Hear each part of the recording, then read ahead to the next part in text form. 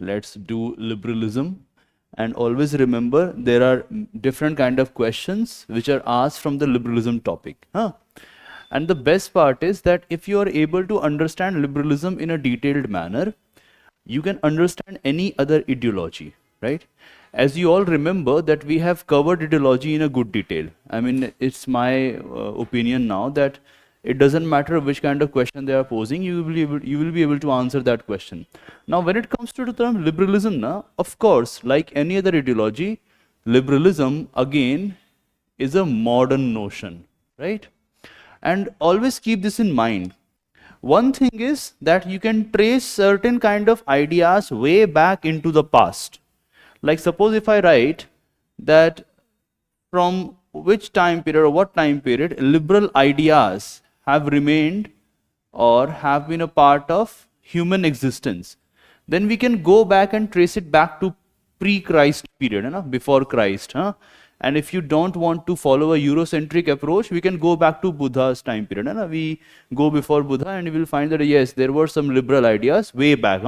Even let's say the legendary detail regarding the war of Mahabharata and the way Krishna talks to women, and he says that if anybody is forcing a woman to marry, right, or if any woman is not able to marry as per her consent, that is injustice. So you can understand that liberal ideas are present. They are part of the human society. Not only this, like for example, if you read Women, it's a book by, I'm not able to remember the author, Women in the Footpath of Buddha, Walking on Footpath of Buddha, something like that, and how women during the Buddhist time period, they had this culture of dissent. It's a wonderful book. I will show that book to you in the next class. I have it in my library. Or let's say when a novelist like Volga, when she is writing about Yashodhara, wife of Siddhartha, and the way Yashodhara made her life, that again shows that liberal ideas were predominant, as well as the feminist ideas. But when we are thinking about liberalism as an ideology, then we have to get back to the modern time period. Simple reason, because ideology is a modern notion. Ideology, first time it was coined by Antonio de Tracy, right? And the time period is 1796. So having liberal ideas is a different thing, and calling something as liberalism is a modern thing. Keep this concept always clear in your mind.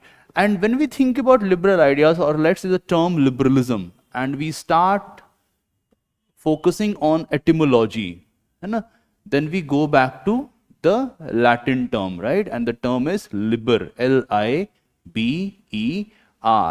And it initially meant some kind of openness. Let's say it was connected with some kind of openness regarding your conduct, regarding your, let's say, food habits, and also regarding your ideas about the way economic and social sphere of human society should be organized, right? So it was connected with the idea of openness.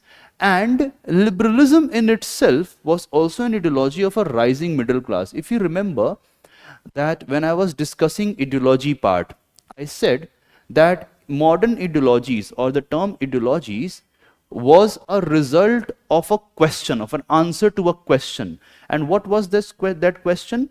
In what manner should we organize the society which is emerging from development of industrial capitalism, right? All these modern ideologies. So for example, when we think about liberalism, and it is part of traditional ideology, right? It's not new ideology, it's a traditional or classical ideology. When we locate this, then we are able to find an important answer that all these ideologies are an attempt. And what kind of attempt is it?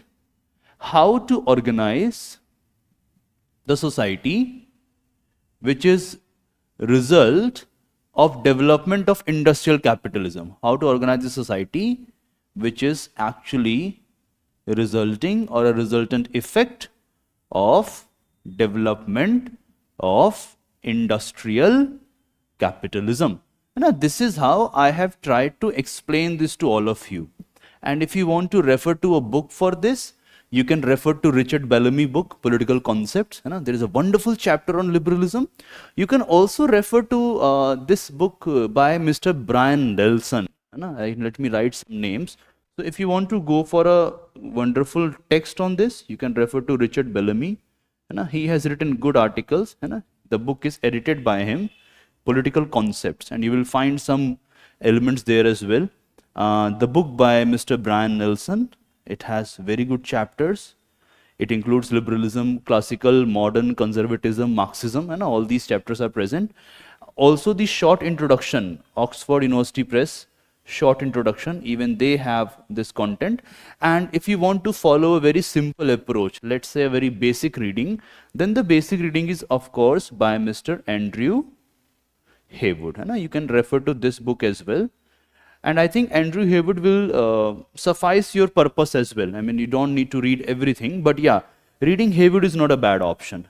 Similarly, Bhargav and Acharya, their book on political theory, even they have good inputs on certain matters. But what you will find is that Bhargav and Acharya book is actually a summary of Haywood.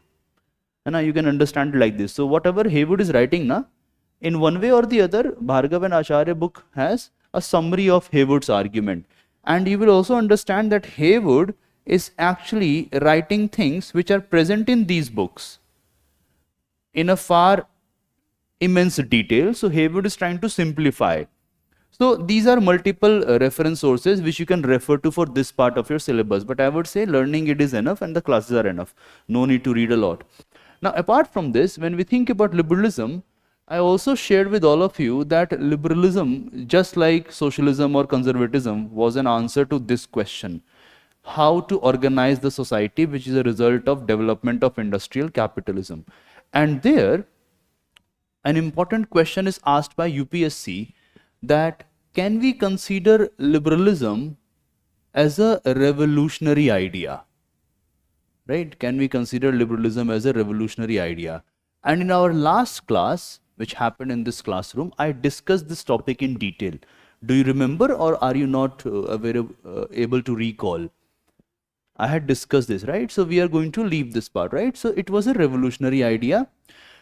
And then definitely there are some core concepts present in liberalism. There are some core conceptions around which the liberal ideas float, right? So core conceptions. Why? Remember what Mr. Martin Seliger has to offer to us, or Mr. Michael Frieden. They argue that every ideology in this time period when we have so many of fused ideologies. So there is somebody called socialist liberal, there is somebody called feminist liberal or liberal conservative. Even this is a term now being used for many scholars who belong to the neoliberal framework. So Mr. Frieden and Seliger, they both have argued that there are certain core conceptions of any ideology, and they use the analogy of furniture, furniture in the kitchen and furniture in the bedroom, right? There is something in both the spaces of your house. We are referring to wood, marble, or some kind of apparatus, but there is something unique to kitchen and there is something unique to your bedroom. And if you are not able to find this uniqueness, then you are perhaps standing on the wrong footing, or a slippery ground. And what you have to do is you have to understand that there are core conceptions, and these core conceptions must be imprinted on your mind, so that if there is any question about liberalism, you are able to answer it properly, right? So for example, if you remember, what are the core conceptions of liberalism? The first core concept, of course, there is idea of primacy of individual, right? There is idea of primacy of individual. Sometimes it is also referred to as part of a larger idea known as individualism. All right. This is how we make sense of the first core concept present in liberalism, something called ideology, and then in ideology we have individual and the idea of individualism. Now, when we figure it out, that how to make sense of any issue, we need to keep in mind that individualism in itself is now portrayed as an ideology. Many a times what people do, they portray individualism as an ideology. But there is a problem in that. The problem is that individualism as a concept is a result of liberalism.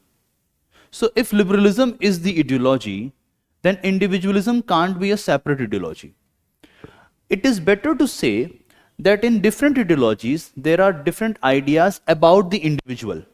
But that is not going to make any such idea as individualism, right? So liberalism is connected with individualism. And what is individualism is all about? What do we say when we say that we are talking about individualism? Number one, you can understand it as a method. Okay, you can understand it as a method. What is the idea of method here? That you are thinking about society as a collection of individuals. Entire society, it is not made up of people. It is made up of individuals. And why is it a radical construct? Because before liberalism, there was no idea of individual. There was no idea of individual before liberalism. It is only during liberalism that an individual is able to think in an individual manner for himself or herself, for her own self-interest. You can understand it further by argument that before the advent of liberalism, a person, not an individual, there was an idea of a person. And this person either belonged to his family, to his caste, let's say to his religious community, right?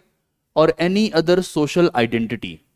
But this person was not an individual. So as a method, it's a new thing. Like today what we say, we are an individual, na? I am an individual, you are an individual. It's a result of spread of liberalism. Na? So in one way or the other, liberalism is actually responsible for what we are today. So we should be thankful to these scholars who actually paved the way for the development of a new kind of society. Apart from this, there are some other aspects in it as well. So if society is a collection of individuals, right? If society is a collection of individuals, then the entire society plus the political structure, right? On the one hand, the entire society, plus on the hand, the political structure, the economy, and any other relevant sphere which is essential for the organizational running of the society, all of this must be centered around the individual, right? This is the second argument which comes forward, that all of this must be centered around the individual.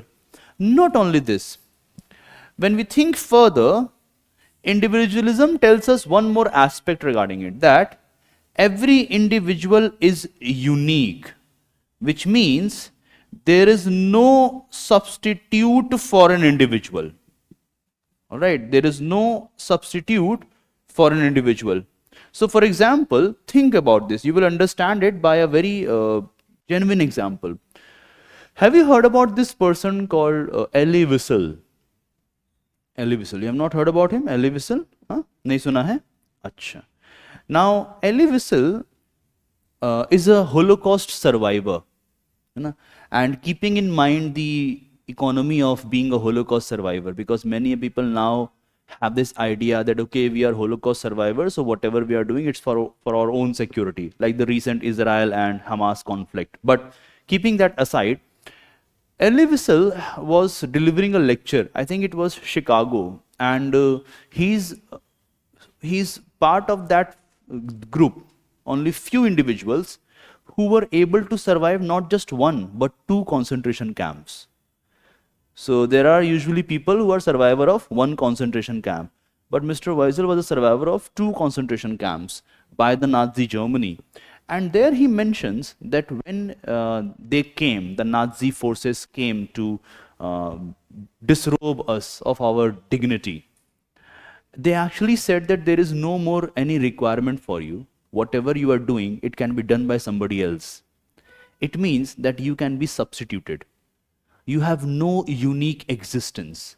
Liberalism, on the other hand, says, no, every individual is unique. There is some inherent dignity in you. So, for example, it is possible that you are not as sharp as your neighbor. it is possible that perhaps you are not able to invest a lot of time in your studies, that perhaps you are not great at doing anything. Despite that, what is important? That you have a dignity. And one of the most foremost person who has propounded this kind of logic, his name is Mr. Immanuel Kant, right? Do you remember this name? Mr. Immanuel Kant, right? Apart from this, if every individual is unique, then there is one more part which is present in the individual framework, that since we all are unique, we all are equal as well. There is equal worth of every individual. We have unique capacities, and then we have unique position, which is equal position. Now always keep this in mind, this equal position is not going to be reinforced in the political sphere in the early liberal framework, because politically only people who have property, they are far important than other people who don't have property in the real domain. But theoretically speaking, we all are equal, and this gets further established by the legal maxim of equality before the law, right? In Indian Constitution also you will find article number, which article is it?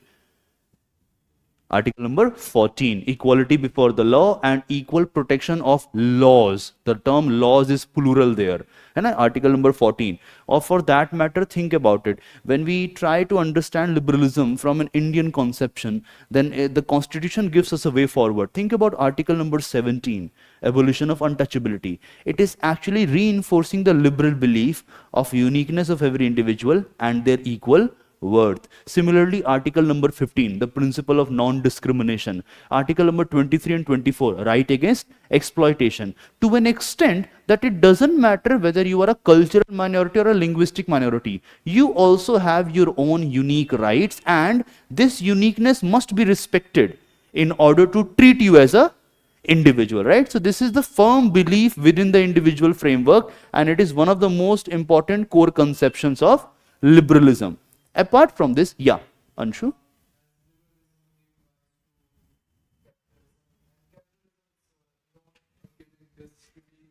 Mm-hmm. Mm-hmm. Mm-hmm.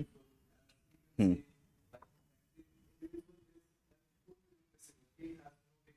Hmm.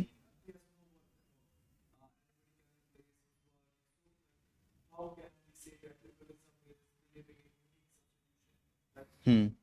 Okay, so there are some, first of all, Anshu, always remember, when we follow a Marxist mode of understanding, then we always say that liberalism gave rise to capitalism.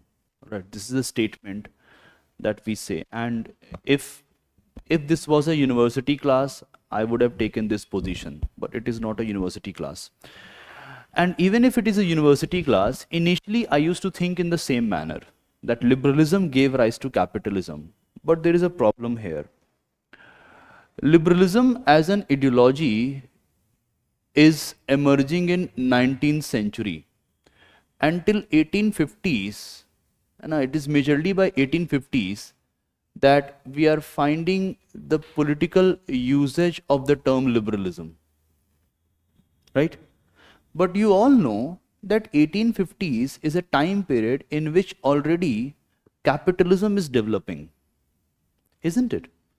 So instead of saying that liberalism gave rise to capitalism, it is better to say that there were structural changes happening in the economy, of course because of the demand as such, and the gradual development of science. So always try to make I can explain it like this. Whenever we think about this, always remember, we cannot be Marxist in our approach all the time. We need to have more insights. There is something known as Enlightenment project. All right, there is something called Enlightenment project. At the same time, before that, we have this huge time period of Reformation. You also know that this society also went through a period of Renaissance, right? Right? Then you have this typical school known as the school of physiocrats in the economic domain, who are thinking anew regarding the resources. You can understand it by the point that when you read your history paper in the GS, at the GS level, there is a specific mention of the Permanent Settlement Act, right, in Bengal, right? So Permanent Settlement Act is connected with the way physiocrats thought about it. Ranjit Guha has written a wonderful book on that. And I went through that book in my MPhil program. Then you have this transition. Always remember, you have this transition from mercantilism to industrial capitalism. All right, we have this transition going on, mercantilism to industrial capitalism. We also have this transition in which the people and the so-called thoughtful personalities of that time period, they are thinking about more and more intervention by the state to increase the exports and to decrease the imports. This kind of logic is prevailing. Plus, we have new development in the science, right? New development in the culture and literature, changes in the state apparatus, and all of this together has impacted capitalism, right? So it is not simply saying that liberalism led to capitalism. There were different forces. So for example, if you read scholars like Silvia Federici, she's talking about the revolt by the peasants at the same time period. Silvia Federici, she's a Marxist, by the way. She's a Marxist feminist. Wonderful book. Her book is called The Caliban and the Witch. It's a very good book. So Silvia Federici is saying how peasants were revolting against the lords, and later on the lords and the emerging capitalists, they fused their opinions. They shook their hands, and with this handshake, capitalism became a reality. We also need to know that how this is structural change in economy actually led to structural transformations in the way feudal lord used to deal with their lands. Enclosure movement, Leo Huberman has written about it. This all led to capitalism. And now it is known that capitalism's and the best ideology which serves capitalism is actually liberalism. So if you think about a Marxist, now a Marxist will say it's not liberalism per se, it is capitalism. Capitalism is an economic system plus an ideology. If you talk to a liberal, he will say, no, all of these things are leading to capitalism. The political ideology framework at that time is of liberalism. If you talk to a liberal person, a person who is not even in this connection, he will say, no, capitalism is a resultant effect. It was not intended effect per se. And my opinion is that all of these things are happening together. We cannot pinpoint a typical notion that, okay, this led to all of this. And my position is a bit Marxist in this regard. I would say that with these developments, structural change happened at the base of society. The political manifestation of that structural change was liberalism, and the economic manifestation of that change was capitalism. The intellectual impact of this change was development of modern science, and then later on the administrative effect of this change was the rise of modern state. And cumulatively we call it modernity. ठीक है, इसको अगर एक साथ जोड़ दो तो आप अब क्या टर्म यूज करते हैं? Modernity, है ना? So it's like a chicken egg problem. तो एक तो वो बात ध्यान रखना है. Second is what you're pointing out, that sir, in the factories, what is the right of an individual? है ना? Even further than that, recently, let's take an example of the workers in the tunnel, who were stuck in the tunnel, right? And how many days were they stuck in the tunnel? For almost 17 days. Thank God and thanks to the efforts of the authorities there that they were able to get the supply of oxygen and food and all of that. There was a remote control walkie-talkie through which they can communicate, right? But that is like an exception. The workers are stuck in a tunnel and all of them were rescued in a very safe manner. It is interesting to note that the same tunnel has collapsed many times. The same area, different tunnels. It is also interesting to note that we are not aware about what happens in the coal mines. Coal mine is one such area in the Indian economy where what is actually happening with the laborer is not clear. So your point is right here, that when we think from the perspective of class, the moment we enter the class, the so-called idea of individualism shatters, right? But at the same time, this is the way liberals have tried to explain the society, that now you are thinking about it from the perspective of 2023, right? Let's go back to 1800 to 1899. This ideology actually made the laborers independent from the bonded control of the lords. So it was way ahead of its time. But this ideology was not so much concerned about what is going to happen in the factories. In its classical notion, the moment modern liberalism comes in the modern liberal framework, you will get scholars like Mill, John Stuart Mill. You will get scholars like Thomas Hill Green, who are actually talking about concern regarding the social disadvantages and the inequalities and how they also affect the freedom of an individual. So it is only in the classical liberal framework that class inequality question will prevail. But even at that point of time, think about the time period. And I always say this to almost every other student who has learned from me, that if you are expecting a person or an ideology that has no critiques, or which an ideology which is altogether absolutely fine, then you are trying to find an ideology which is outside time. Because basically what you are asking is a result of the development of the time. If you go back to this time period, the liberalism as an ideology and the individual framework present in it, it's highly revolutionary and highly satisfactory. We are talking about people who were occupied and who were actually attached to the land. They had no control over their own lives. The Lord used to decide the laborer is going to marry which person. Imagine this kind of society. So I will recommend you to go through this book. It's written by a Marxist historian, and thankfully people who are well-read Marxists, they understand the contribution of liberalism as well, right? Not like the Marxists that we find today. झंडा लेके हर जगह बस चले जाना है, पढ़ना वढ़ना है नहीं, right? So read this book. The name of the book, the scholar's name is Mr. Leo Huberman, है ना? ये इनका नाम है Mr. Leo Huberman. ये बहुत अच्छी किताब है, and the name of book is Man's Worldly Goods. ठीक है? It's a book written by an economic historian.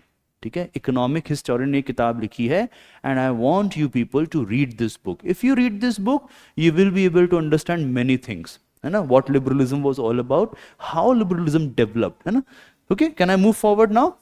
So this is idea, है ना? And then within individualism, we also find some other conceptions. For example, speaking in a theoretical sense, entire individual framework within liberalism has two major dimensions. One is known as egoistical individualism. Okay, पहला क्या बोलते हैं? Egoistical individualism. And the second one is known as ethical individualism. Okay, this is the second concept, egoistical individualism and ethical individualism, right? And what this egoistical individualism is all about, majorly it says that the entire society is made by individuals who are actually atomist individuals, which means that we have no concern with any other person. We are like these atoms. You see atom, it's the, today of course we have reached the level of particles, but atom is the unit through which anything develops. So individuals are like atoms, and they are actually creating society. All these individuals are self-centered. They try to satisfy their interests, and they have control over their bodies. They have control over themselves. Let's write like this. They have control over themselves, and whatever which is produced by them, है ना, produced by them, or whatever through which they are applying some kind of labor, that becomes their property in simple sense. And since it is the individual which is the defining unit of the society, individual has no social responsibility. They don't owe anything to the society because they are the defining unit of the society. And this kind of logic, है ना, this kind of logic of proprietorship over yourself, over your body, है ना, over your products, है ना, this kind of proprietorship that you have nothing, no social obligation, no responsibility towards society. It is this kind of proprietorship which is coined as possessive individualism, right? Possessive individualism by Mr. C.B. Macpherson, right? And do you remember the book of Mr. C.B. Macpherson? The Political Theory of Possessive Individualism. Hai na? That is his book, The Political Theory of Possessive Individualism. Let me write the book name for you. The Political Theory of Possessive Individualism, PI in short form. The second variant present within the liberal framework is the ethical individualism framework. And what this ethical individualism framework is all about? They argue that whenever we are thinking about an individual, the entire society must be organized to benefit the individual. So if you are thinking about society, it must be organized, है ना? It must be organized to benefit the individual. This is the way society must be organized.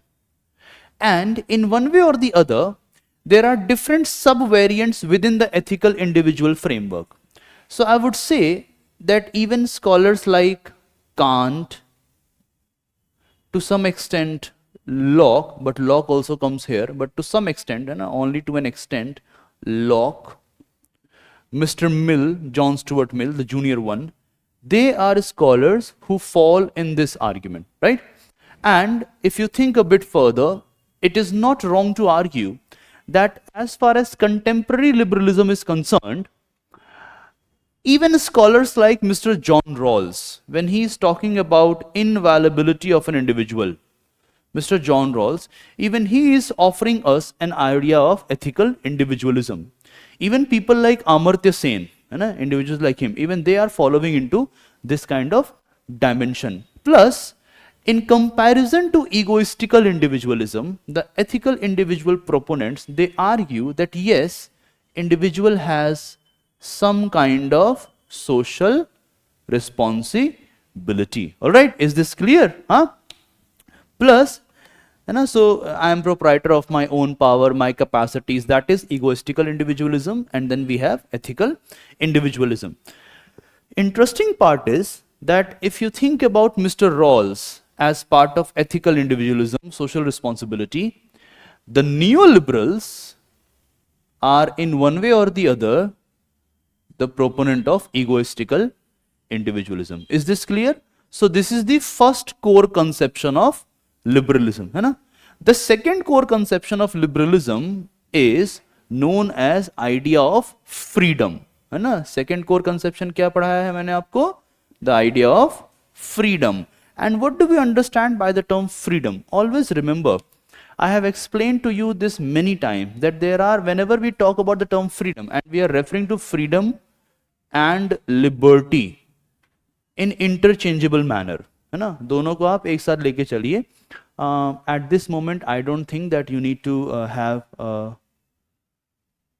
okay, all right. I don't think you need to have any such distinction, but if you want to know the distinction, you can follow like this, that liberty has connection with law. Okay, so in lack of law, liberty is possible to develop into an unrestrained conduct of a behavior. Whereas freedom is more connected with the idea of, let's say, autonomy, that you are autonomous, there is no such legal control over you, but yeah, there is a possibility of moral control over you as well. This is how we try to explain it. But when you think about Hannah Arendt, so she has a different explanation. That is why till the time we are not dealing with philosophy, it is better we don't touch this topic. Let's consider it as in an interchangeable manner. So what is idea of liberty or freedom here? Very simple. Whenever you think about freedom and liberty, in the liberal framework, we are actually talking about choice. है ना? सबसे पहला चीज क्या है? Choice है, right? And what do we mean by this? Number one, you must be able to exercise your choice, right? You must be able to exercise your choice. Now, in order to exercise your choice, two more things are required, है ना? Without which you cannot exercise a choice. For example, you need availability of options. If there are no options, है ना? If there are no options, can you exercise a choice? You need to have options, alternatives. And then second is, connected with this, that there must be circumstances. No, there must be circumstances that persuade you. Circumstances which persuade you to make a choice. If we do not have any of this, there is no possibility of having any such liberal idea of freedom at all in the society. All right, is this clear so far? Right? So what do we mean by this? Now, when we think about liberals, they have this high regard for individual freedom. Individual must be free to exercise her or his choice. There must be availability of options, and then there must be circumstances which persuade the individual to make a choice. But always remember that each individual is unique and they all have equal worth, right? So whatever framework which liberals are going to propose regarding choice or freedom, it must respect the earlier notions as well.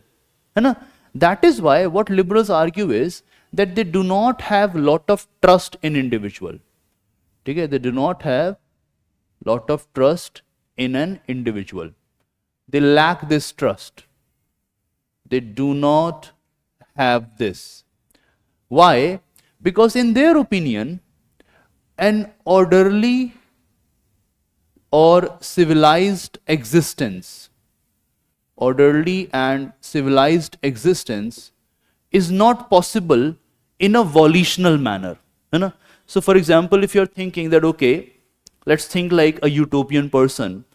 I remember there was this typical Hindi cinema movie, and in that movie this kind of dialogue was there, that let's begin from our families, let's make our families great, then let's work in the community or the smaller enclave, then let's reach the high community level, and then the so-called provincial level, the taluka, tehsil, the district level, right?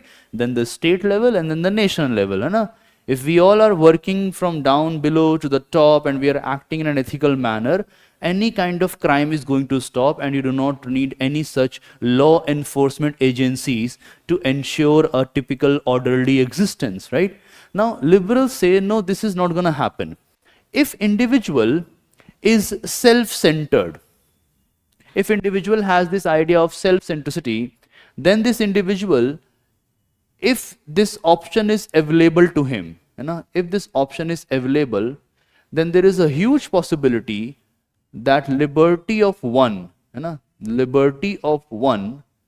will get transformed into the unrestrained power to abuse the other, right?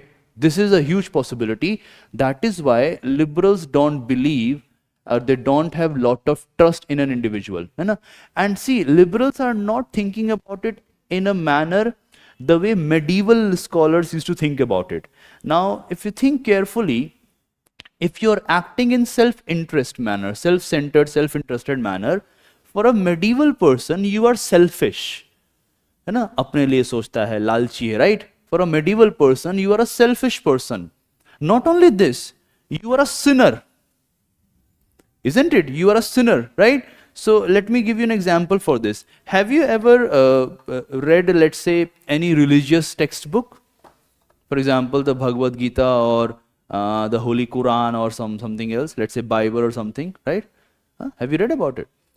So is there any shlok or any verse that you could have found in that which refers to this idea that if you are thinking in a selfish manner, you are actually committing sin? Do you remember any of that? No?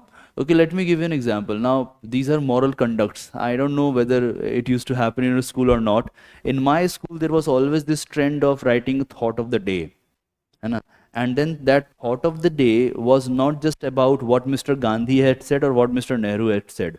There was a lot of emphasis on religious textbooks. So I remember one day there was a thought of the day written on the board, and it contained words like this, that ask for yourself the same thing which you are going to ask for your neighbor. It was something like this, that whatever you are expecting for yourself, it must be your ethical obligation to ask the same thing for your neighbor, whatever good thing you are asking, right? And this is present in Quran, and Prophet had said this. And apart from Prophet, I think even Jesus had said the same thing, and even Krishna has said the same thing, right? Or for that matter, when you read Siddharth's idea, Sangha is important, right? Or when Krishna is saying, okay, you do something, but always remember that if you are only doing something for your own gains, for your own satisfactory interest, you are not very close to me. You are still under the influence of Maya, and you have not reached the level of upaya. That's how he is explaining certain terms. So if you think from the medieval or the classical rationality, if you are self-centered and selfish, you are not just wrong morally, you are actually committing a sin. You are a sinner. But here what comes?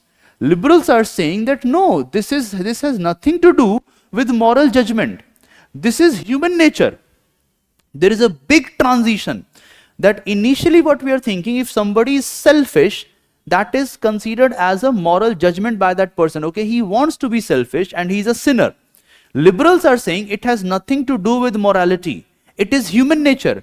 Naturally we are selfish, naturally we are self-centered, and because of this attitude which is naturally present in a human, there is a huge possibility that if there is an option of unrestrained freedom, then the liberty of one will be transformed into an unrestrained power to abuse the other.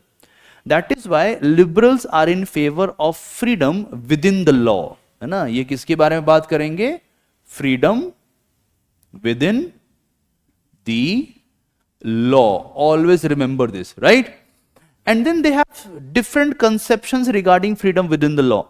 So for example, if you think about the term freedom further, we get some new conceptions, like for Locke, it is going to be freedom in form of natural rights, moral claims, moral rights.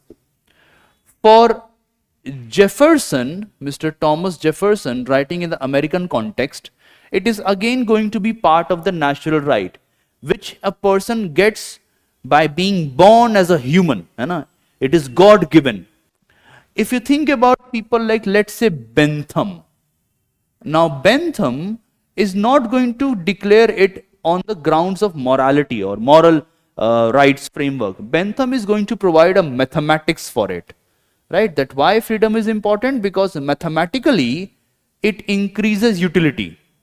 Mathematically it increases our happiness, so it increases utility. He talked in this language, so he's actually talking about calculus. He's referring to the term calculus in his work.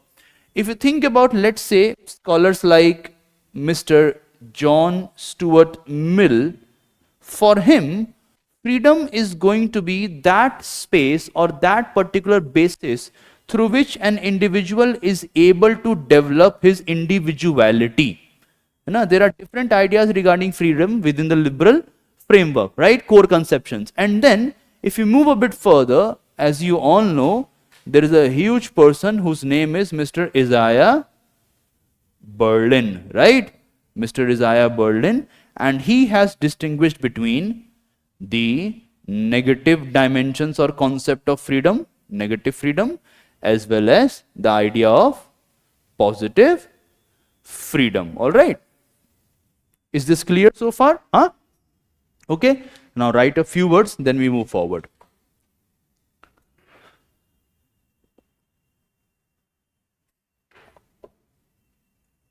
Okay. Have you written anything? Have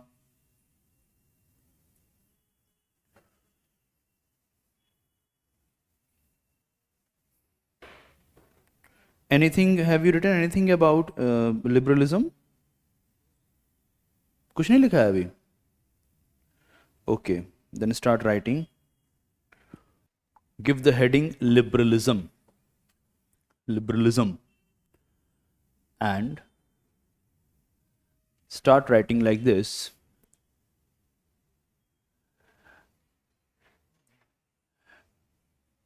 During the last decade of 20th century, during the last decade of 20th century,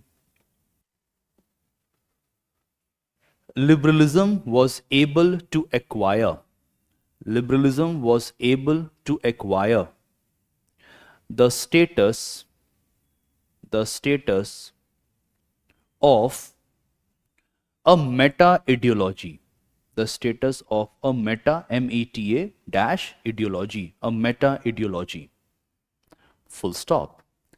It is appropriate to argue, that despite the challenges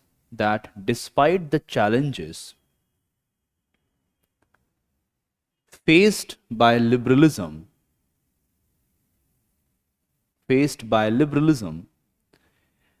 it has maintained this meta character.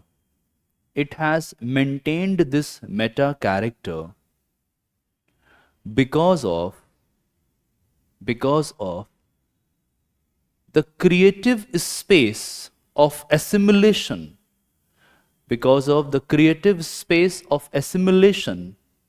and development present in it.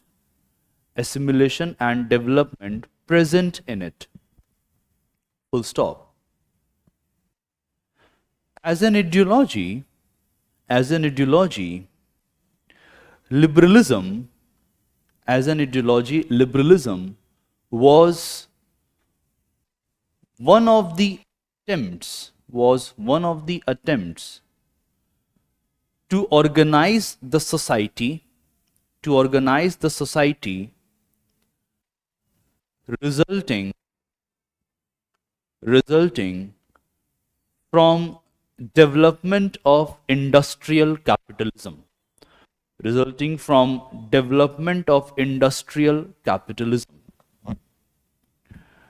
Full stop. Nevertheless,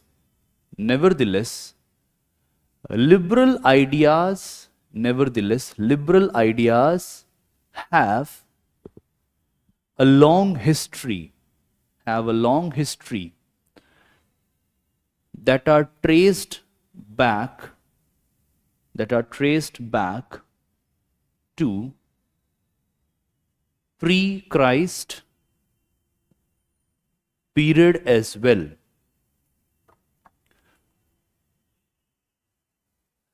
From a non-Eurocentric perspective,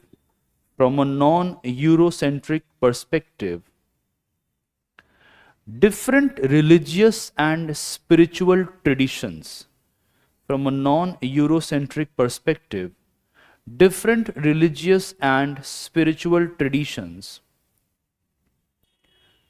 contained liberal components. Okay? Now in your copy, write this statement as a next paragraph. For a brief note on liberalism,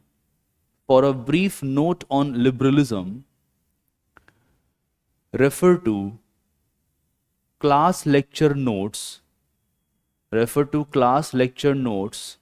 on theories of state. refer to class lecture notes on theories of state. So if you go back, you will find brief note on liberalism. Okay, theory of state and the learning aid, ये भी लिख लो कि जब भी इसको पढ़ो याद रहे. ठीक है, लिखा है इसको, है ना. Now give a subheading. Liberalism as a revolutionary concept. Liberalism as a revolutionary concept.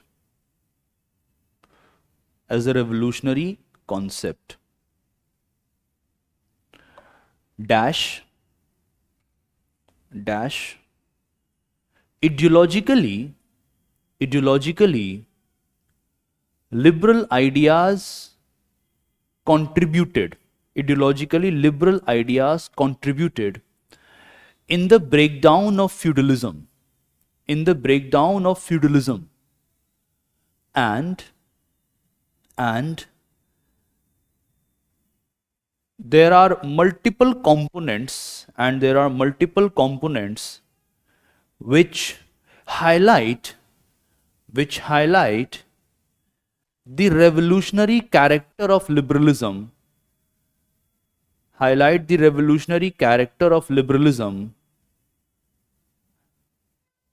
mentioned below. Sub point number 1, or let's say point number 1. From a social point of view, the liberal ideas,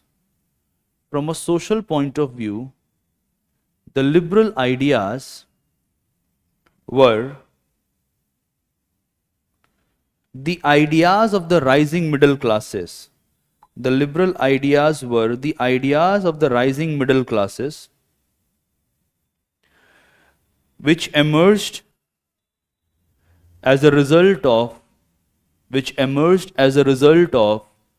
structural transformation in the economy,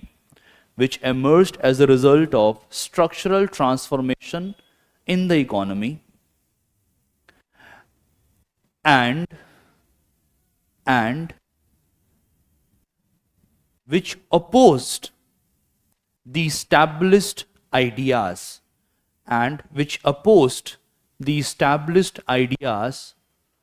of the feudal lords and the monarch, as well as the church, full stop. Second point, from social transformation perspective,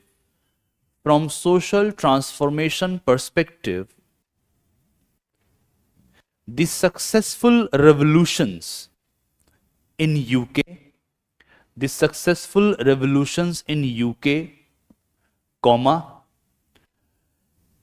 United States of America, or write America, not USA, America, and France had strong liberal component,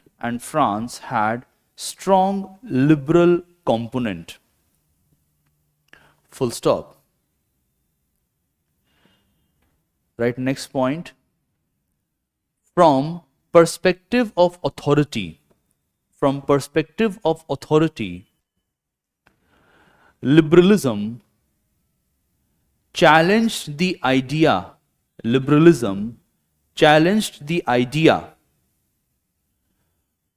of divine right of the kings,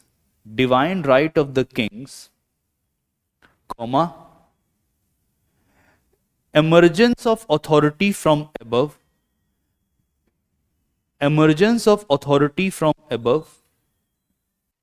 and exercise of authority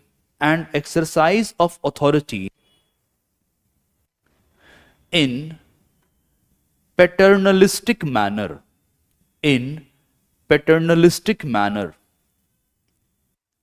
full stop. Instead,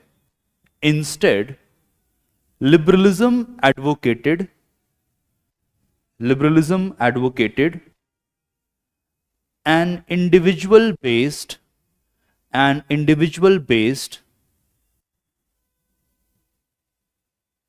theory of authority emerging from below by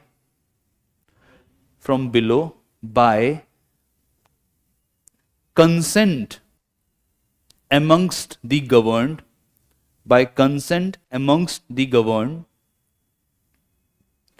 and exercised in an accountable manner,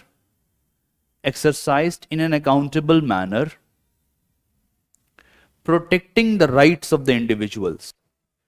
Exercised in an accountable manner, protecting the rights of the individual.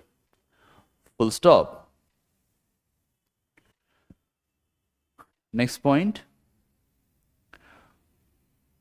From entitlement perspective, liberalism challenged the privileges. Entitlement perspective, liberalism challenged the privileges of the monarchs,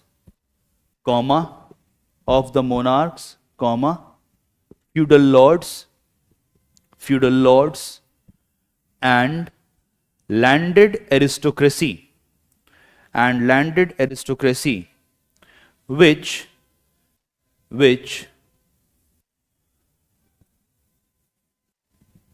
was justified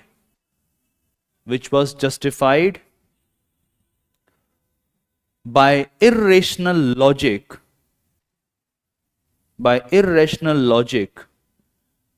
of distribution of entitlements and privileges,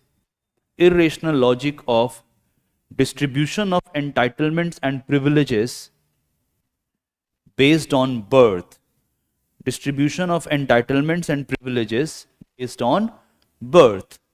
Full stop. Instead, they advocated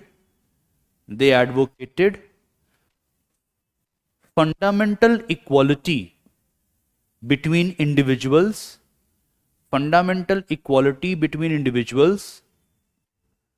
and entitlement or distribution of privileges,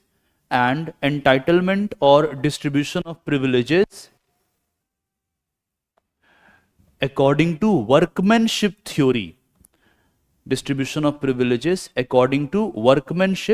theory. Full stop. ठीक है, लिखा? From next point, from perspective of conscience,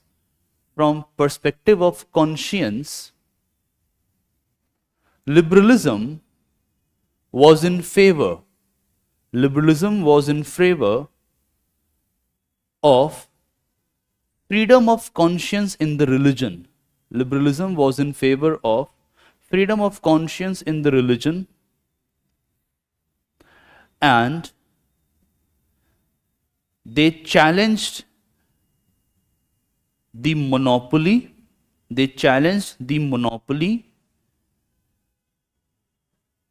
and despotic authority of the established church.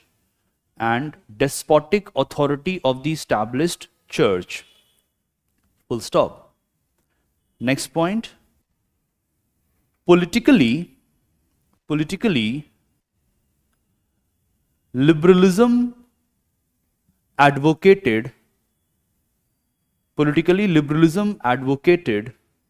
a limited state, constitutional government,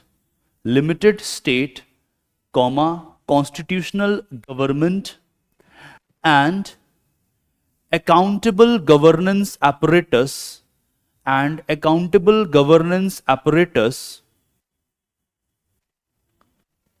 protecting the rights of individual, protecting the rights of individual, and ensuring the representation of the citizens, Stop. Next point. Socially liberalism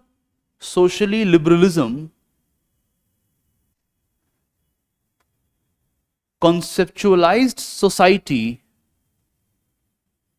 from an individualist perspective. Liberalism conceptualized society from an individualist perspective, which was not possible during the feudal time period and was against the medieval ethics and was against the medieval morality and was against the medieval morality. Next point. Morally, liberalism provided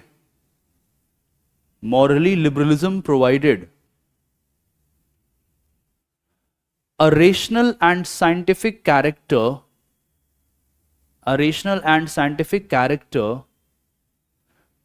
to the self-interested attitude of an individual. A rational and scientific character to the self-interested attitude of an individual, and protected it from the religious notions of sin, which paved way for radical transformation, in the economy,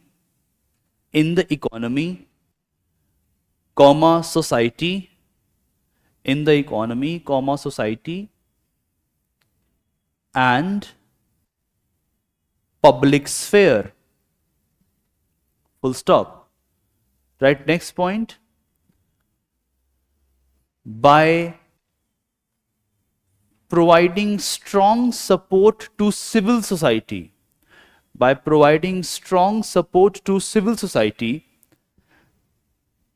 liberalism led to development of a viable zone of freedom for individuals. Liberalism led to development of a viable zone of freedom for individuals and restrained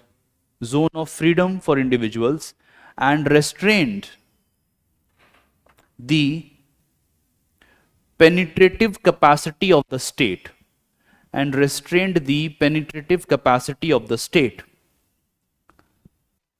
Now write a concluding statement. To conclude, penetrative capacity of the state. Now write a concluding statement. To conclude, the above mentioned points highlight the revolutionary character of liberalism,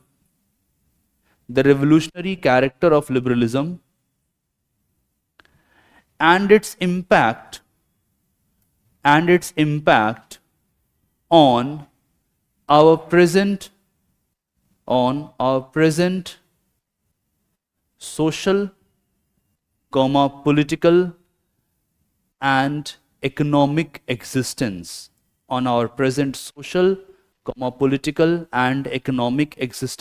Now this is one of the question which was asked by UPSC, right? So just imagine how many points you can write in this answer, है ना? ये मैंने आपको अभी जितने points लिखवा दिए हैं, it is almost 300. So now you just keep this in your mind that there are many points which you can write in the answer, है ना, तुम्हारे पास कोई जगह नहीं बचेगी कि इतनी तरह से आप सोच सकते हैं. You can think in so many manner that you can actually write a very good answer. Okay, now give a heading: core conceptions of liberalism.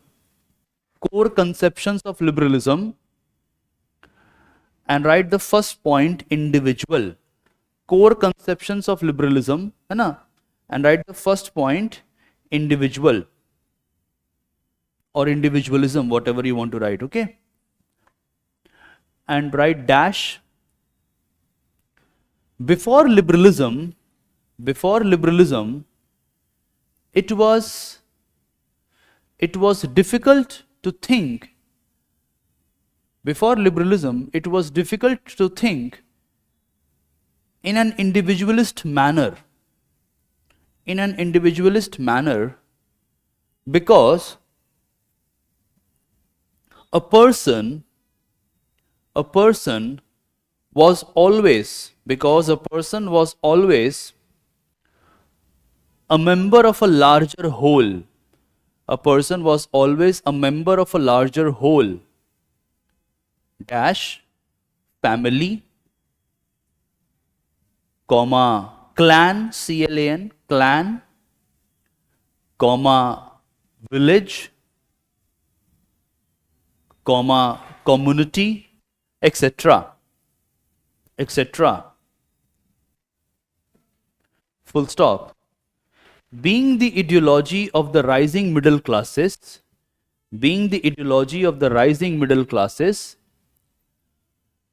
liberalism advocated individualism.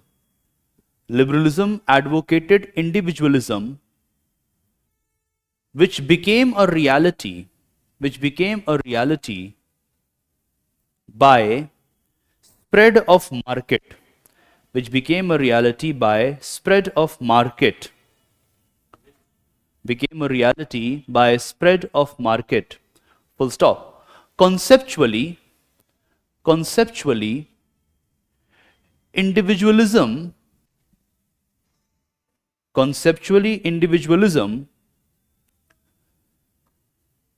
believes in supremacy of the individual. Conceptually, individualism believes in the supremacy of individual and methodically suggests that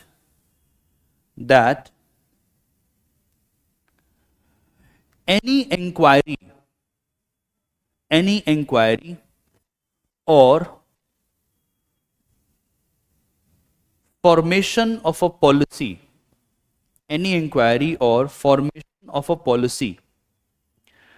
must be centered on the individual.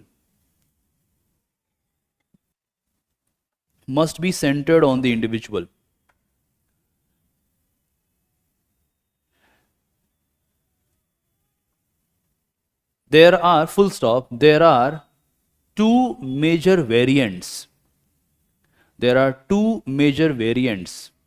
Within individualism. Dash: egoistical individualism and ethical individualism.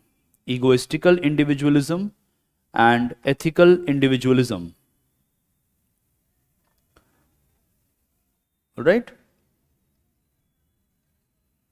Full stop. In both variants,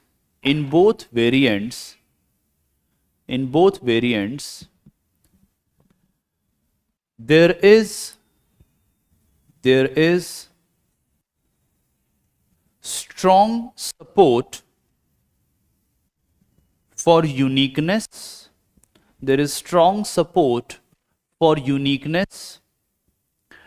And equal worth of each individual.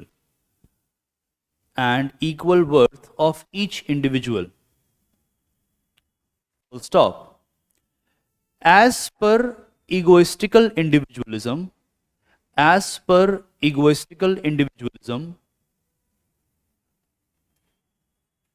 the society consists of atomist individuals.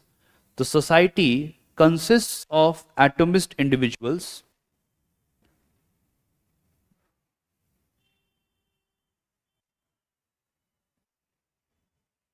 comma fulfilling their self-interests, fulfilling their self-interests, who have proprietorship, who have proprietorship over their body and capacities, who have proprietorship over their bodies and capacities, with no social obligation at large, with no social obligation at large. Full stop. C.B. Macpherson has termed this, C.B. Macpherson has termed this doctrine as the theory of possessive individualism.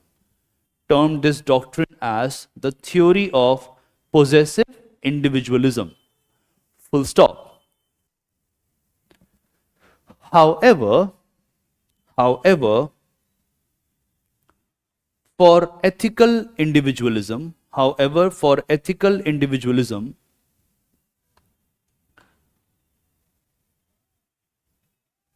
there must be priority of an individual. There must be priority of an individual's needs, comma, interests and desires. Individual needs, comma, interests and desires.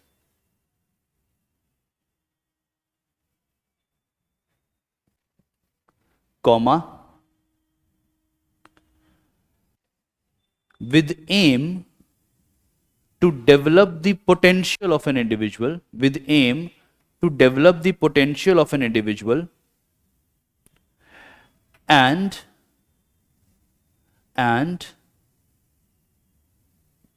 has space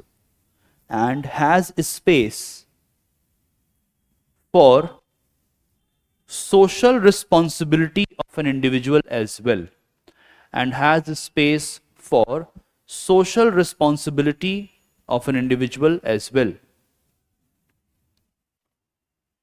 Full stop. Conceptually, classical liberals favor egoistical individualism. Conceptually, classical liberals favor egoistical individualism, whereas modern and contemporary liberals favor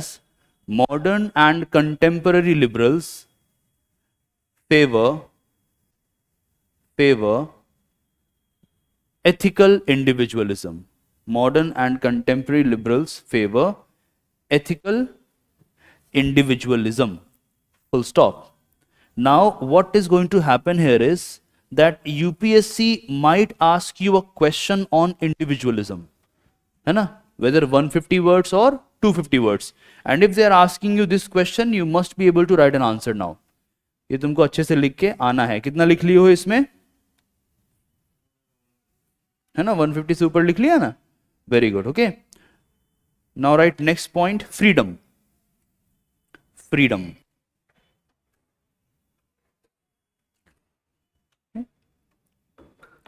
Dash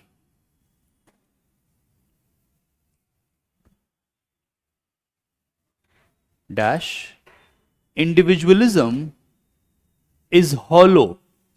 Individualism is hollow without commitment to freedom.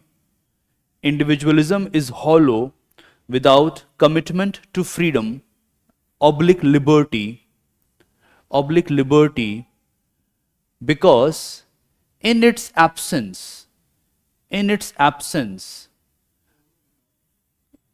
freedom, liberty, because in its absence, the individual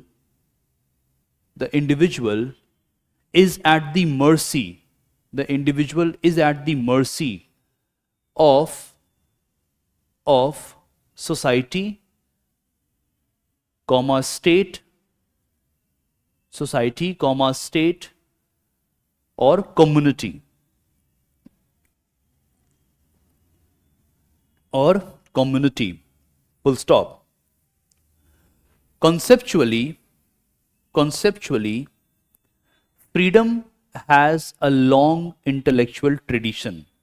Conceptually, freedom has a long intellectual tradition.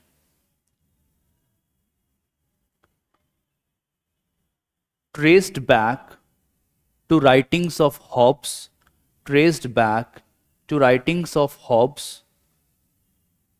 comma,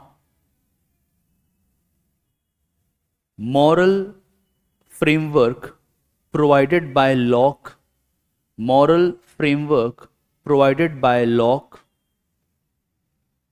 comma, developmental framework present in writings of Mill and Rousseau,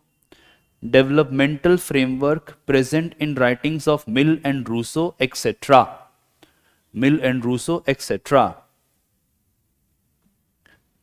Full stop. Minimally, it refers to the presence of choice.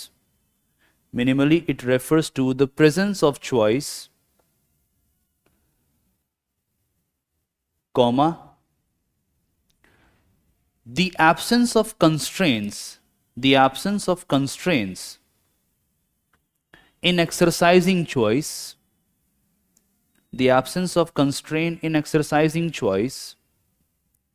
and the availability of persuasive circumstances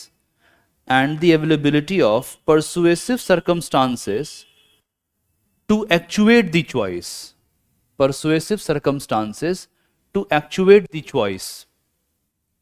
Full stop. Now write in a pointed manner. Liberals, first subpoint, liberals are not in favor of unrestrained liberty.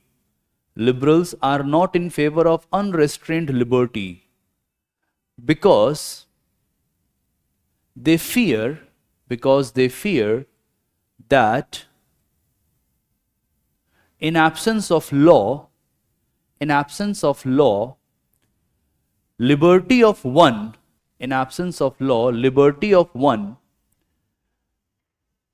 gets transformed into the license to abuse the other.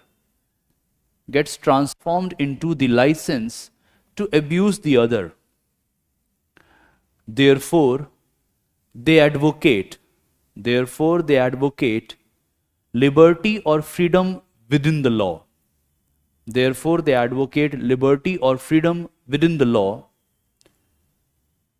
Which is reflected in the following statement, by John Locke, dash,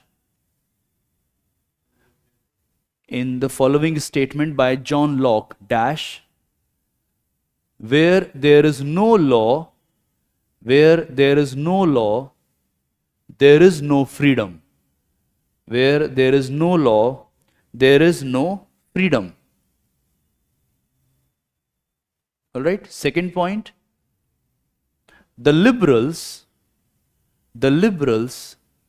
consider freedom as a natural right.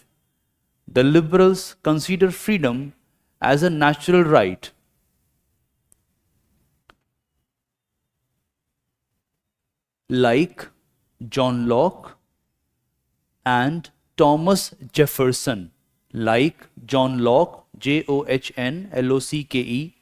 and Thomas, Thomas, Jefferson. Full stop. Third, for Mill and Rousseau, liberty or freedom for Mill and Rousseau, liberty or freedom is connected with autonomy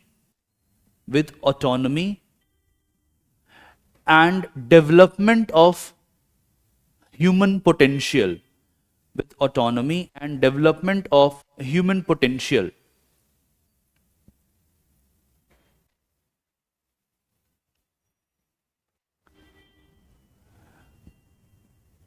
Full stop. Right, next point. Isaiah Berlin has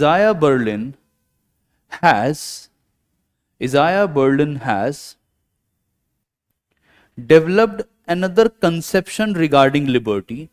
Isaiah Berlin has developed another conception regarding liberty, dash, negative and positive liberty. Dash, negative and positive liberty. All right. Okay, let's move forward.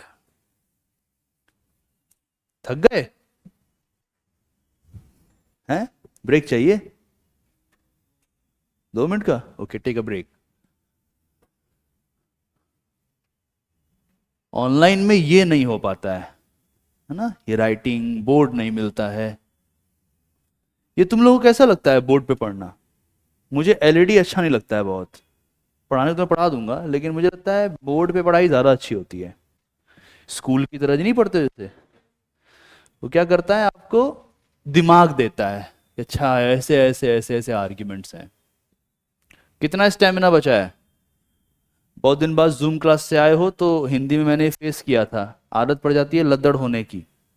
कितना बचा है stamina? खत्म हो गया इतना जल्दी? 2 घंटे में? 2 घंटा भी नहीं हुआ अभी तो.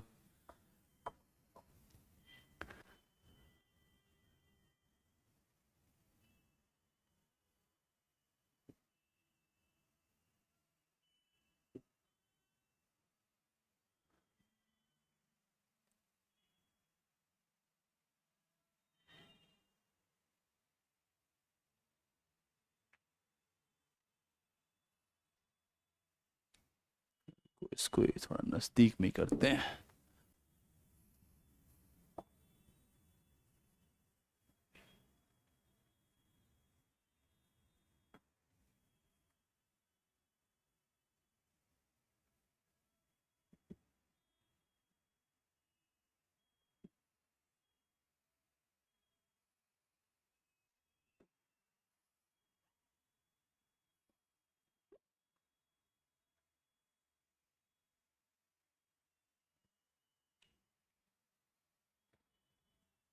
Have a break, have a break.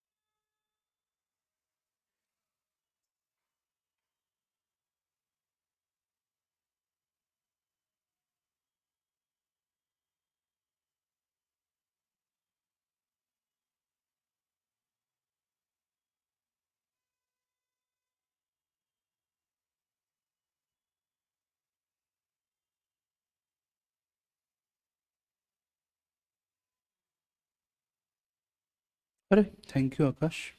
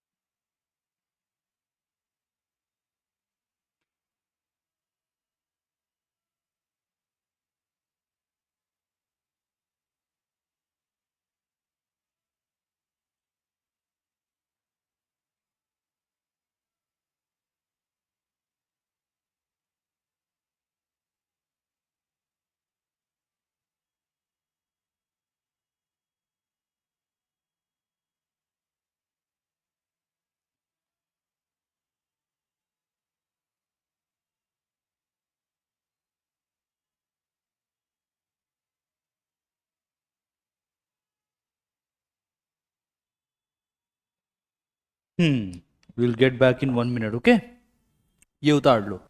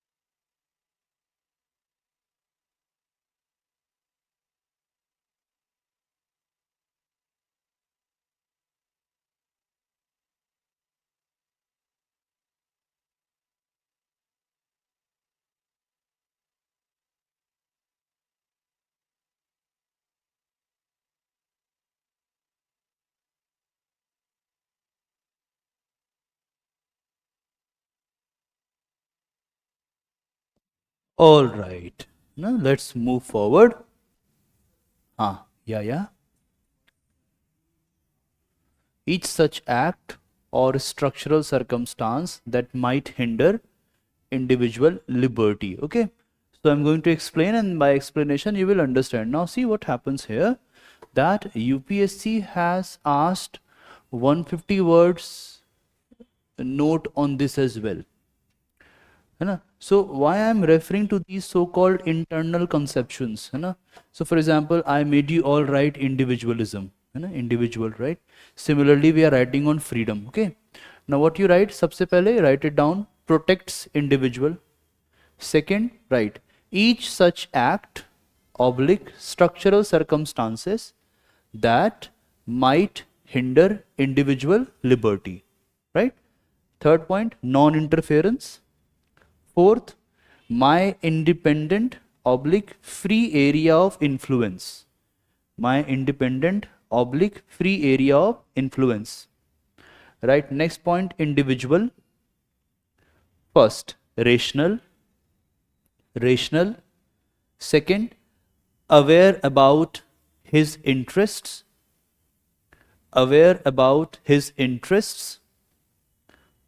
Third, availability of options.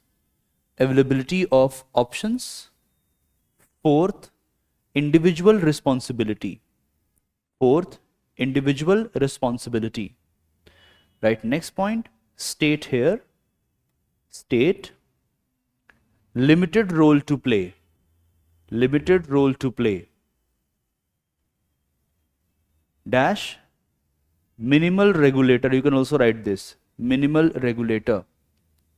Right, next point, opportunity concept of freedom, opportunity concept of freedom.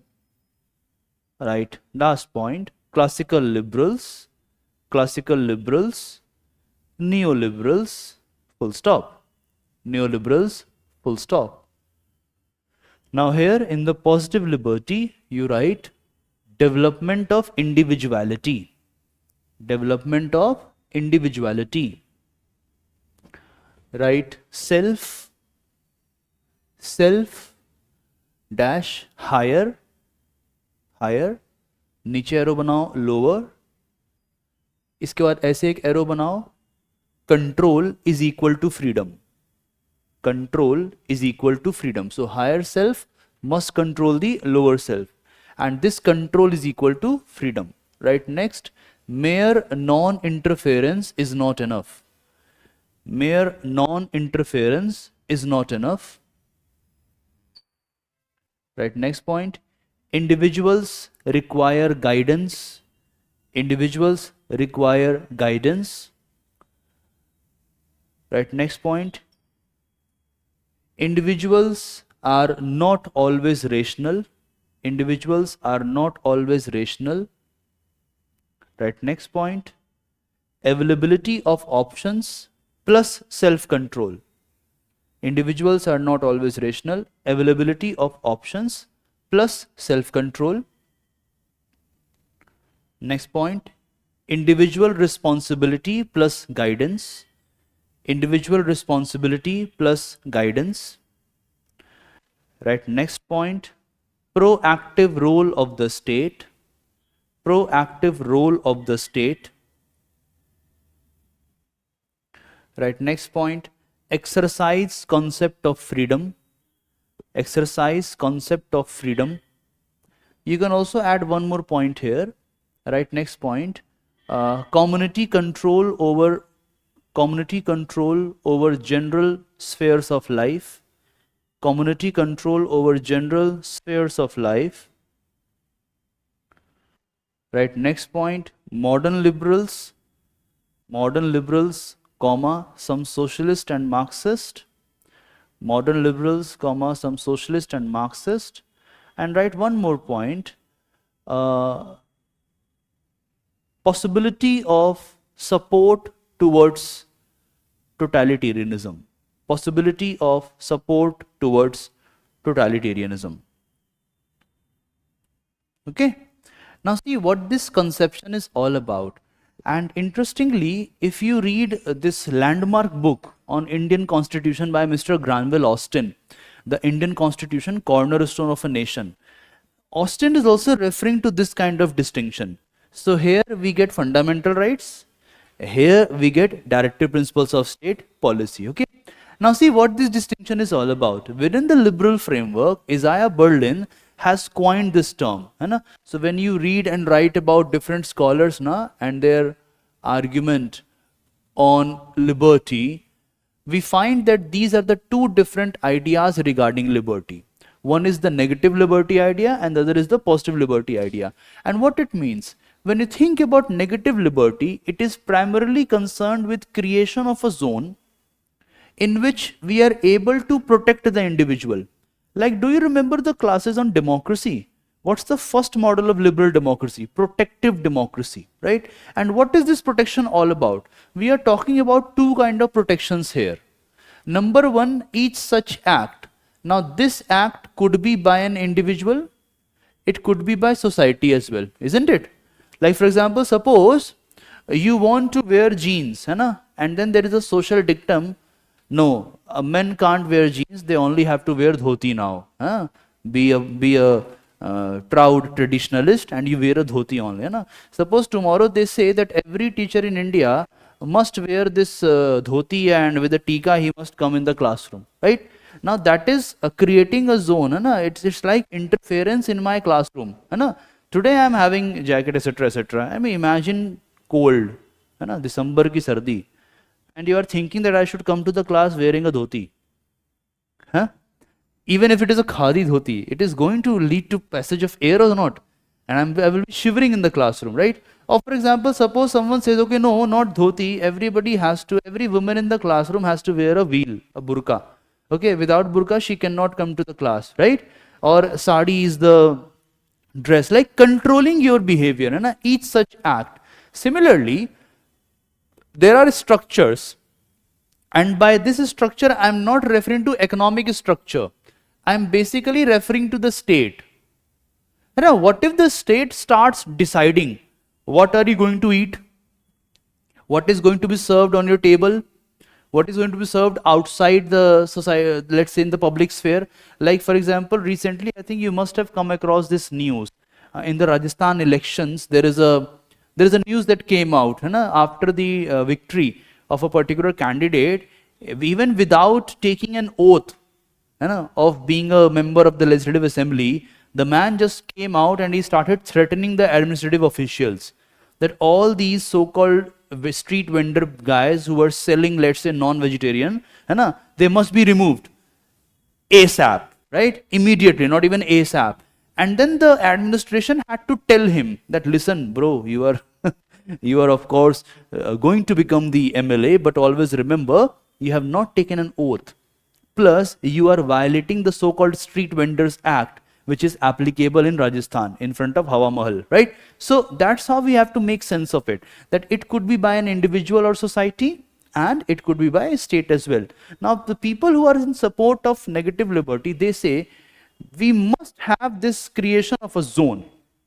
And if in this zone there is any such interference, it is going to hinder my liberty. Now, what comes out here is that we are not talking about whether it is not allowing you per se. The mere presence of interference is enough to be a hurdle in your liberty. This is first argument that they are pointing. Second is that if you want to have liberty, there must be non-interference. I must be independent in my zone of influence. Plus, they also are thinking about certain ideas. Like for example, they argue that why do you want to interfere? Why a society interferes? Why a senior person in your family interferes in your life?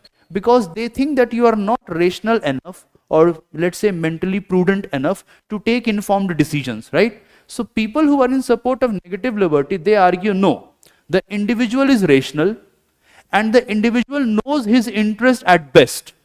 I am aware about what I want to do.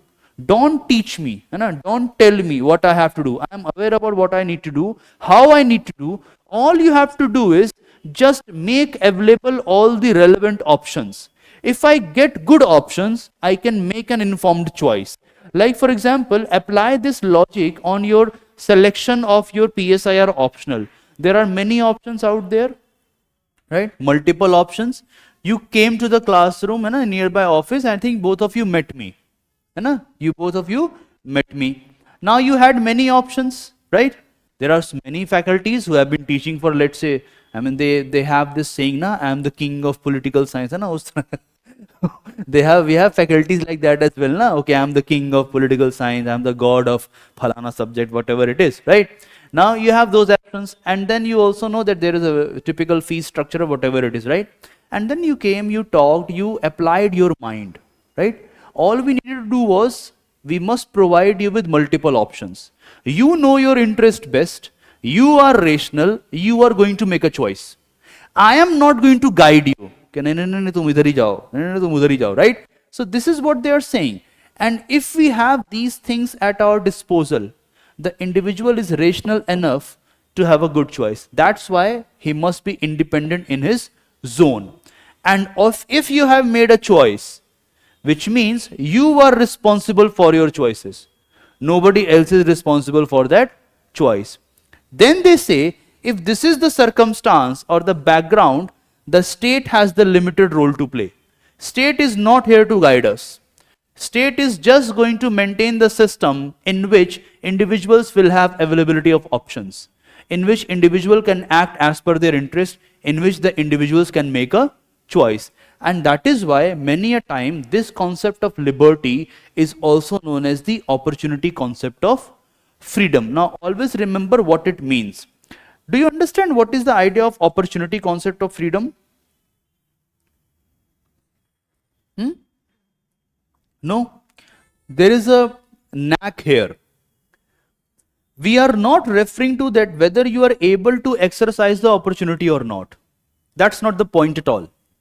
We are just referring to availability of opportunity as a matter of choice. If there is opportunity available, you are free. It sounds foolish sometimes, but think like this. If there is an opportunity with me to run across the classroom, and you, both of you, right?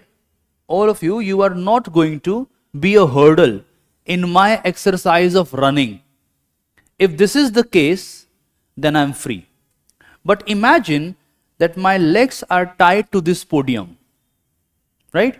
So what they will say, I am not free. Imagine that you are standing here like this.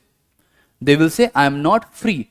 It doesn't matter to the negative liberty proponents whether I have eaten for the past 5 days or not. Okay, it doesn't matter to the negative liberty proponents that, okay, do I know how to run or not? What if I was slave of a person and he kept me tied? I never walked. I was always sitting for 20 years, let's say like that. Do I even know how to run? Do I have that kind of capacity? That is nothing which bothers to the proponents of negative liberty. They will say, no sir, there is no more shackle, there is no more chain binding you to a chair. It doesn't matter whether you know how to run or not. Since there is no external constraint, go now and run. So you can understand that there is a lot of limits to this concept of freedom. Availability of opportunity is enough to declare someone as free. So according to them, all those people who are unemployed, the reason behind their unemployment is their actions. It's not the system. Okay, if you are, let's say, preparing for civil services, if you are not able to qualify, they will say, no. There is nothing wrong with the civil service examination. There was enough opportunity. You were not able to exercise the opportunity. That's your problem. So you are not unfree, right? And as you can understand, the so-called classical liberals, whether it is John Locke, whether it is Jeremy Bentham, James Mill, whether it is Herbert Spencer, William Samuelson, I guess, right? These William Summer, these are the scholars who are going to be in favor of negative liberty. Similarly, the neoliberals, for example, Milton Friedman, for example, F.A. Hayek, right? For example, let's say Robert Nozick. These are the guys who are going to say, no, the liberty idea must be negative in its conception. Like, for example, he will say, Robert Nozick, that if you have too much of reliance on state, you are going to create a bureaucratic apparatus, right? Hayek will say, no matter what you are trying to do, you cannot be better than the market. And Friedman will say that, you know what, if you're relying too much on the state, if you're relying too much on intervention by the state, you are generally going to subvert the natural way of running of things as per the market. And it is not going to benefit any individual. Now, in comparison, you have the people who are in support of positive liberty. What's the first point? Their prime concern is not about protecting the individual. Rather, they move beyond it. Their idea is, we must develop the individuality. The capacity in an individual must be developed. The thought process, the sensibility of an individual must develop.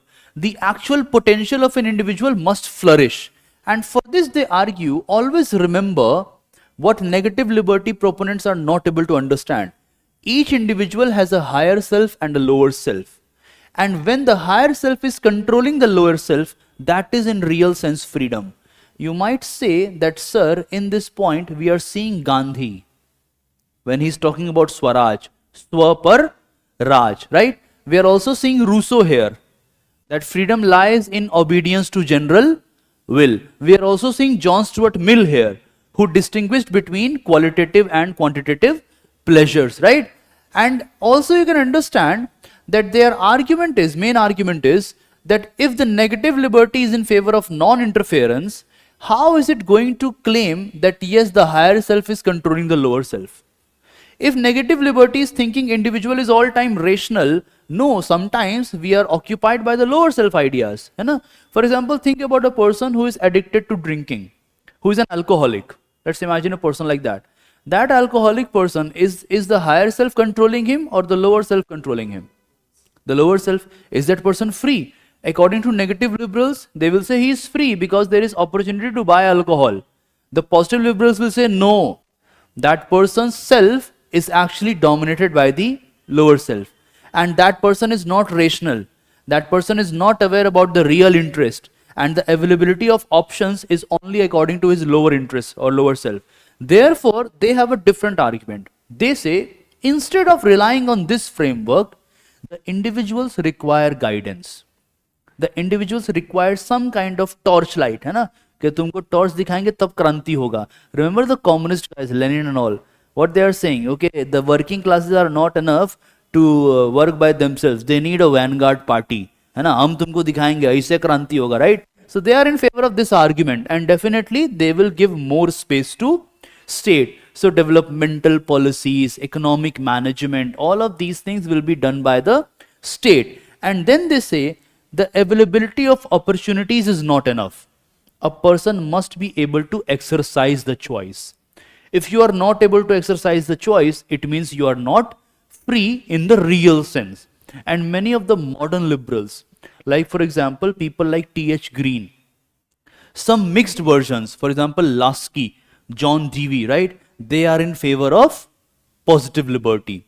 Even scholars belonging to the neo-Marxist or Frankfurt school, like let's say Herbert Marcuse, even that person is in favor of positive liberty because he advocates proper guidance given by the elite classes to the so-called working classes or the so-called classes which are not as far as controlling their lower self by their higher self. Even if we can understand here is that the major problem which Berlin notes is that when they are advocating more role for the state and when they are advocating this guidance by a superior class or a superior person, there is a possibility of development of totalitarianism within the liberal framework or within their idea of liberty.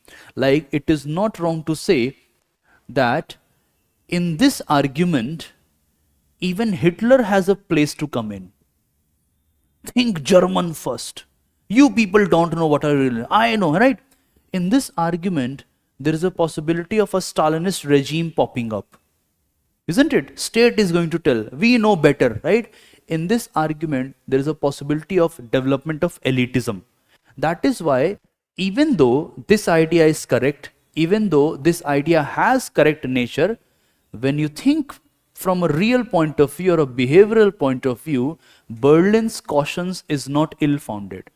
That positive liberty has a possibility of development of totalitarian regime. So this is the idea of freedom present in the work of many liberals, and it is the second core component of liberalism. Okay, now for the you have a question? Yeah. Okay, so for the last 5 minutes, let me point out some things for you.